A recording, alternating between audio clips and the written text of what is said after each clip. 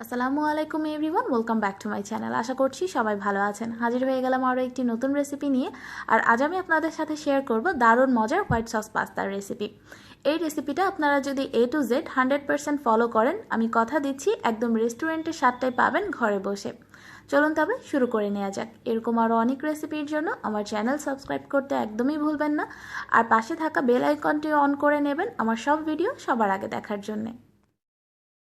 প্রথমেই আমি পাস্তাটাকে সেদ্ধ করে নেব। এর জন্য চুলায় একটা পাতিলে আমি পর্যাপ্ত পরিমাণ পানি ফুটিয়ে নিয়েছি। এবার এই ফুটন্ত পানির মধ্যে দিয়ে দিচ্ছি 250 গ্রাম পরিমাণ পাস্তা।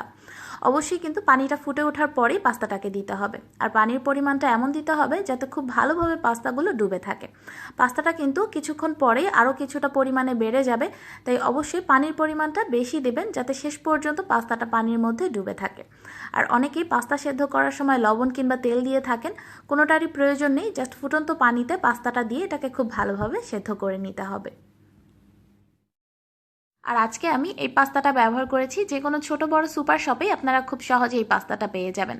আমি অনেক ব্র্যান্ডের পাস্তাই ব্যবহার করেছি, তবে এটাই আমার কাছে সবচেয়ে বেশি ভালো লেগেছে গুণগত মান আর স্বাদের দিক থেকে। এই পাস্তাটা 8 থেকে 10 মিনিটের মধ্যেই খুব সহজে সেদ্ধ হয়ে যায়। আমি পাস্তাগুলোকে 8 থেকে 10 মিনিটের মতো মিডিয়াম আঁচে জাল করেছি। এ পর্যায়ে চেক করে দেখব যে পাস্তাটা সেদ্ধ হয়েছে কিনা। পাস্তাটা নিয়ে এভাবে চামচ দিয়ে কেটে নিলে যদি দেখেন খুব সহজেই কেটে নেওয়া হয়ে যাচ্ছে, তাহলেই বুঝবেন পাস্তাটা ভালোভাবে সেদ্ধ হয়ে গেছে। পাস্তা যদি অনেক বেশি সেদ্ধ করতে যান, সেক্ষেত্রে যখন রান্না করবেন তখন কিন্তু পাস্তাগুলো একদম খুলে ভর্তার মতো হয়ে যাবে। এ পর্যায়ে পাস্তাগুলোকে আমি নর্মাল টেম্পারেচারের পানির মধ্যে তুলে নিচ্ছি। অনেকে এই কাজটা করেন না, এর কারণে পাস্তাটা নামিয়ে নেওয়ার পরে পাস্তার গায়ের গরমে কিন্তু আরও বেশি সেদ্ধ হয়ে যায়, পরে রান্নার পরে একদম ভর্তা হয়ে যায়। আমি পাস্তাটাকে পানিতে তুলে নিচ্ছি আর পানির মধ্যেই রেখে দেবো এটাকে রান্না করার আগ পর্যন্ত। এবার পাস্তার জন্য চিকেনটাকেও রেডি করে নেব। এর জন্য চুলায় একটা প্যান বসিয়ে 2 চা চামচের মতো সয়াবিন তেল নিয়ে নিলাম। আপনারা সয়াবিন তেলের পরিবর্তে বাটার কিংবা অলিভ অয়েলও ব্যবহার করতে পারবেন। এবার এই তেলের মধ্যে নিয়ে নিচ্ছি 1 টেবিল চামচ পরিমাণ মিহি কুচি করে নেওয়া রসুন। চেষ্টা করবেন রসুনটাকে যতটা সম্ভব মিহি করে কুচি করে নিতে। আর অবশ্যই কিন্তু কুচি করে নেওয়া রসুনটাই ব্যবহার করবেন, বাটা রসুন ব্যবহার করতে যাবেন না, তাহলে কিন্তু পাস্তার টেস্টটা ভালো আসবে না। এবার রসুনটাকে আমি হালকা ব্রাউন কালার চলে আসা পর্যন্ত ভেজে নিচ্ছি। কিছুক্ষণ ভেজে নেওয়ার পর যখন রসুনটাতে হালকা ব্রাউন কালার আসতে শুরু করবে, সে পর্যায়ের মধ্যে আমি দিয়ে দিচ্ছি মুরগির মাংস। আমি 1 কাপ পরিমাণ ছোট কিউব করে কেটে নিয়ে মুরগির মাংস ব্যবহার করছি। আপনারা চাইলে মুরগির মাংসের পরিমাণটা আরও কম বা বেশি করতে পারবেন, আর চাইলে মুরগির মাংসের পরিবর্তে গরুর মাংস ব্যবহার করতে পারবেন। এবার এর মধ্যে দিয়ে দিচ্ছি আধা কাপ পরিমাণ পানি। এই আধা কাপ পানিতেই চিকেনটা খুব ভালোভাবে সেদ্ধ হয়ে যাবে, কারণ আমি ফার্মের মুরগি ব্যবহার করেছি। এরপর এর মধ্যে দিয়ে দিচ্ছি স্বাদ মতো লবণ আর দিচ্ছি 1/4 টিস্পুন পরিমাণ গোলমরিচের গুঁড়া। কালো কিংবা সাদা যে কোনোটাই ব্যবহার করা যাবে। এবার আবারও ভালোভাবে নেড়ে মিশিয়ে নিচ্ছি। আর পানিটা সম্পূর্ণ শুকিয়ে গিয়ে এই চিকেনটা একটু ভাজা ভাজা হয়ে যাওয়া পর্যন্ত এটাকে জাল করে নিচ্ছি। বেশ কিছুক্ষণ রান্না করে নেওয়ার পর যখন পানিটা শুকিয়ে তেলটা বের হয়ে আসবে আর চিকেনটাও ভালোভাবে সেদ্ধ হয়ে যাবে, সে পর্যায়ে দিয়ে দিচ্ছি মাশরুমের পরিমাণটা আপনারা কম বা বেশি করতে পারবেন, চাইলে বাদও দিতে পারবেন।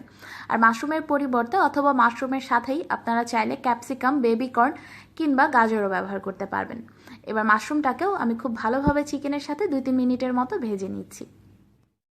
বেশ কিছুক্ষণ নেড়ে চেড়ে ভেজে নেওয়ার পর এবার মাশরুম আর চিকেনটাকে আমি একটা প্লেটে তুলে নিচ্ছি। এবার এই সেম প্যানটাতে নিয়ে নিচ্ছি 1 টেবিল চামচ পরিমাণ সয়াবিন তেল। আপনারা চাইলে বাটার কিংবা অলিভ অয়েলও ব্যবহার করতে পারবেন। এরপর নিচ্ছি 3 টেবিল চামচ পরিমাণ ময়দা। অবশ্যই ময়দাটাই ব্যবহার করতে হবে, আটা কিংবা কর্নফ্লাওয়ার ব্যবহার করলে চলবে না। এবার ময়দাটাকে তেলের সাথে আমি খুব ভালোভাবে ভেজে নিচ্ছি, ময়দাটাতে হালকা লালচে কালার চলে আসা পর্যন্ত।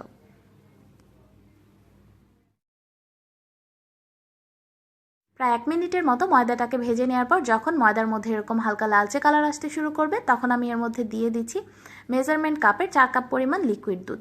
দুধটা দেওয়ার সময় অবশ্যই কিন্তু অনবরত নাড়তে থাকতে হবে, নয়তো খুব সহজেই ময়দাটা দলা পাকিয়ে যাবে। অনবরত নাড়তে থাকতে হবে ততক্ষণ পর্যন্ত যতক্ষণ না ময়দাটা খুব ভালোভাবে দুধের সাথে মিশে গিয়ে দুধটা ঘন হয়ে যাচ্ছে। আর আমি 4 কাপ পরিমাণ দুধ ব্যবহার করেছি। আপনারা যদি এটাকে লিটারে হিসাব করতে যান, সেক্ষেত্রে এখানে 1.25 লিটারের মতো দুধ হবে। অনবরত নেড়ে প্রায় 2 মিনিটের মতো জাল করলেই দেখবেন ময়দাটা খুব ভালোভাবে মিশে গেছে দুধের সাথে, আর দুধটাও কিন্তু একদম ঘন হয়ে গেছে। এরপর এতে একটা বলক চলে আসলে একে একে দিয়ে দিচ্ছি স্বাদ মতো লবণ, হাফ চা চামচ পরিমাণ দিচ্ছি চিনি, কালো গোলমরিচের গুঁড়া দিচ্ছি হাফ চা চামচ পরিমাণ, অবশ্যই চেষ্টা করবেন কালো গোলমরিচের গুঁড়াটাই ব্যবহার করতে। আর দিচ্ছি চিলি ফ্লেক্স 1 টেবিল চামচ পরিমাণ। চিলি ফ্লেক্সের পরিমাণটা আপনাদের টেস্ট অনুযায়ী কম বা বেশি ব্যবহার করতে পারবেন। এবার সব কিছুকে আমি খুব ভালোভাবে নেড়ে চেড়ে মিশিয়ে নিচ্ছি। সব কিছু ভালোভাবে মিশিয়ে নিয়ে এবার আগে থেকে যে চিকেন আর মাশরুমটা ভেজে রেখেছিলাম সেটা দিয়ে দিচ্ছি।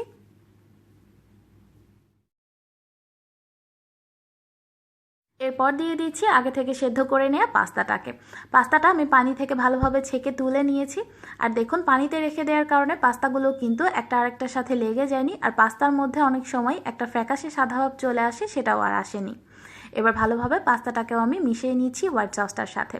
মিশিয়ে নিয়ে অপেক্ষা করব আরও একটা বলক চলে আসা পর্যন্ত। আমি পাস্তাটাকে একটু মাখা মাখা আর ঝোলঝোল খেতেই পছন্দ করি, তাই আমি খুব বেশি এটাকে জাল করব না। তবে আপনারা যতটা ড্রাই করতে চান ততটা ড্রাই হয়ে যাওয়া পর্যন্ত এটাকে জাল করে নিতে পারেন।